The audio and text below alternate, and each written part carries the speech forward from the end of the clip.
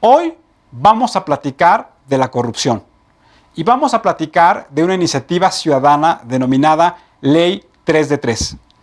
Hoy vamos a platicar de la prevención del delito. De la prevención del delito como una herramienta que nos permita erradicar la violencia, pero sobre todo por todo el mundo, que nos permita eliminar la impunidad en la que vive nuestro país. Es muy importante que la impartición de justicia vaya acompañada fundamentalmente de programas públicos, pero también de programas de la sociedad civil que formen, que informen y que comuniquen cuáles son los valores y cuáles son las mejores prácticas virtuosas para que todos podamos llevar a cabo los elementos necesarios dentro de nuestras familias que nos permitan identificar un posible acto delictivo, una posible conducta delictiva. Hoy hemos invitado a una organización de la sociedad civil, México Evalúa. ¿Qué significa para ti ser un buen ciudadano? Yo creo que un buen ciudadano es aquella persona que coopera activamente con la sociedad para alcanzar un bien común. Me imagino que las personas que de alguna manera se desvían de este bien común al no cooperar son las que generalmente pues, son la fuente de conflicto. ¿Qué es para ti la prevención del delito? El delito también puede verse como una enfermedad, ¿no? Entonces, hay cierto tipo de factores de riesgo que pueden aumentar las probabilidades de ver una enfermedad o no. Por ejemplo, se dice que el cáncer de garganta puede estar correlacionado con, pues, no sé, el humo del cigarro, sustancias como el alcohol, algunos tipos de virus, pero incluso cuestiones genéticas. Entonces, ¿qué son los factores de riesgo? Los factores de riesgo es el humo, el cigarro, el alcohol y otras sustancias que pueden o no generar esta enfermedad. Lo mismo pasa con el delito. Hay cierto tipo de factores que pueden aumentar las probabilidades de que una persona se involucre en alguna actividad ilícita que pueda afectar a otra persona. Entonces, lo más importante para prevenir el delito es conocer justamente qué es lo que lo propicia, qué es lo que lo detona, para atacar esos factores y de esta manera evitar que una persona se vaya por ese camino. ¿Cuáles son, desde el punto de vista de México Evalúa, los factores que han conllevado a que México en los últimos años haya incrementado su actividad delictiva? Generalmente tienen que ver con cuestiones cognitivas, es decir, hay personas que controlan menos sus emociones que otras, ¿no? Entonces hay personas que son de alguna manera más propensas a la violencia por una cuestión de falta de autocontrol. Hay otras cuestiones, por ejemplo, como el contacto de la familia con sus hijos, en donde si no tienes de alguna manera una protección familiar importante que te conlleve por las buenas prácticas, pues es difícil, ¿no? Es difícil evitar cierto tipo de conductas, digamos, antisociales. Por otro lado, también en la escuela, por ejemplo, el bullying, ser bulleado y ser bully, pues también pueden propiciar que cierto tipo de factores violentos se aumenten. Finalmente, también, si te vas de la escuela, qué tipo de actividades vas a hacer fuera de la escuela que no necesariamente pueden ser buenas, ¿no? Entonces, digamos que hay muchos factores que están relacionados con el delito, pero ninguno de ellos han probado ser determinantes.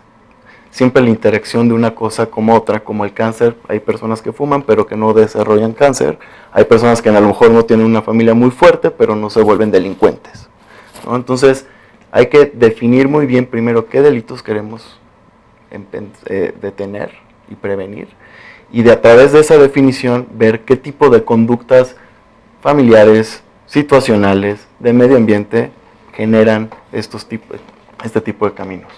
Acabas de mencionar que hay que identificar cuáles son los principales delitos que queremos prevenir. Claro. Bajo este orden de ideas, ¿cuáles son los que han identificado ustedes? En general, podemos hablar de varios tipos de delitos. Hay algunos que son, digamos, de más impacto en la percepción o en cuestiones psicológicas. El homicidio de antemano pues sería de los primeros que quisieras evitar como sociedad, ¿no? El homicidio, de alguna manera, en todas las culturas se ha identificado como uno de los peores delitos que se pueden cometer. De ahí podemos pasar a otro tipo de categorías. En general, en los mexicanos, el delito que más sufren son el asalto a transportistas dentro de transporte público, robo a casa habitación, robo de vehículos, pero también está el secuestro y la extorsión. Entonces, para cada uno de estos delitos hay diferentes estrategias que pueden prevenirlos. Y para prevenirlos primero hay que identificar qué tipo de personas son los que lo cometen, para estudiar, conocerlos y de esta manera generar estrategias precisas para evitar este tipo de conductas. Sí. Hoy, si tomáramos una fotografía de nuestro país, de las principales regiones, ¿cuáles consideras que tú, y si nos puedes ayudar a hacer una identificación y una caracterización de los grupos de riesgo más importantes? Pues mira, en general, geográficamente las urbes, zonas metropolitanas, son las más vulnerables al delito, por muchas características, ¿no? Sociales, económicas, políticas, y incluso de pirámides poblacionales. Y dentro de la pirámide de población, los grupos que de alguna manera son más propensos al riesgo a cometer este tipo de actividades ilícitas son los jóvenes entre 15 y 30 años. La familia es el primer contacto que tiene el individuo con la sociedad.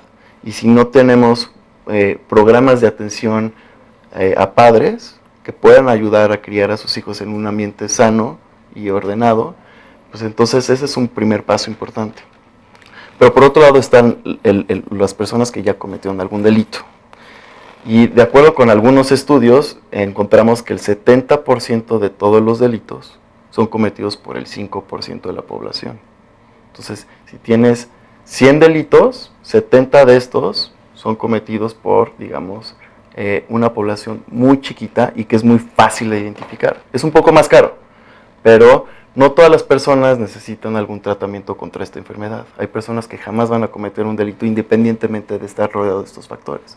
Pero los que ya los identificas como tal, es muchísimo más fácil generar estrategias puntuales para prevenirlos y ayudarlos a integrarse nuevamente a la sociedad. ¿Cuáles son las mejores prácticas a nivel internacional para poder atacar este segmento pequeño de la población que reincide, pero que sobre todo concentra el mayor número de delitos? Si tienes un sistema de derecho débil, si no tienes instituciones fuertes, jamás vas a tener políticas públicas fuertes tampoco. Entonces, la fortaleza institucional de alguna manera es el primer paso para cualquier construcción de política pública que busque generar un objetivo específico, ¿no? Entonces, yo creo que una buena práctica internacional que ha tenido muchos resultados para estas poblaciones de alguna manera más vulnerables o que ya están activamente involucrados en este tipo de conductas son aquellas que pueden ayudarte a mejorar, a controlar tus emociones. La ideal también es encaminarlos a través de oportunidades laborales que sean buenas para ellos también. ¿Qué es lo que están haciendo y cuál es el rol de los gobiernos para darle esta visión de largo plazo? Una política pública que se le relaciona con algún objetivo partidista o de compra-venta de votos está perdida en el tiempo. Es muy probable que se descarte o que se pierda en el tiempo. Por otro lado, yo creo que es sumamente importante que una política pública pueda ser evaluada consistentemente para identificar su efectividad y su efectividad y si es efectiva o no. Es decir, yo creo que uno de las políticas públicas más exitosas que existen en México es oportunidades y todo el desarrollo que se le ha dado después.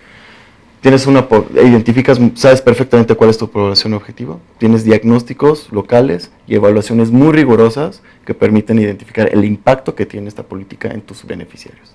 Y ese es un poco el reto que tenemos en este programa. Necesitamos mejores indicadores, necesitamos mejores diagnósticos y de alguna manera desarrollar metodologías de evaluación rigurosa y basada en evidencia empírica que demuestre que la política funciona para prevenir el delito, para atender a la población objetivo y de esta manera mejorar estos aspectos. Si tú fueras el responsable por parte del gobierno federal de instrumentar un programa integral de prevención del delito, ¿cuáles son las 3 acciones que convocarías a los ciudadanos a llevar a cabo?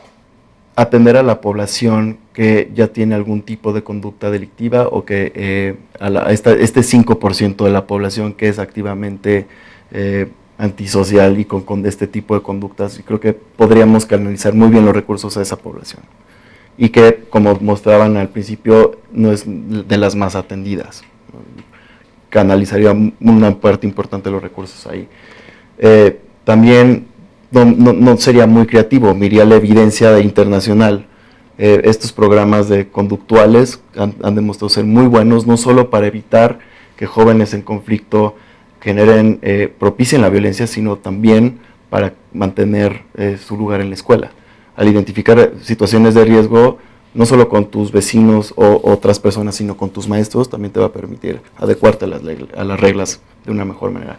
Y finalmente, yo creo que también sería muy importante tener algún tipo de política pública que ayude a los padres de familia a tener mejores conductas y propiciar mejores ambientes para ellos.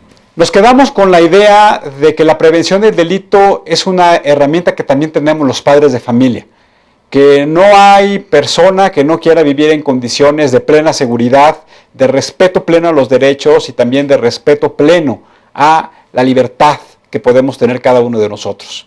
Y es entonces la prevención del delito un instrumento que nos puede permitir identificar con toda claridad cómo podemos transformar las condiciones de la sociedad que nos permitan que todos realmente estemos enfocados a actividades productivas en bien de todos. Muchas gracias por habernos acompañado en el programa de hoy. Nos vemos en la próxima. Y recuerden, ante todo, seamos buenos ciudadanos.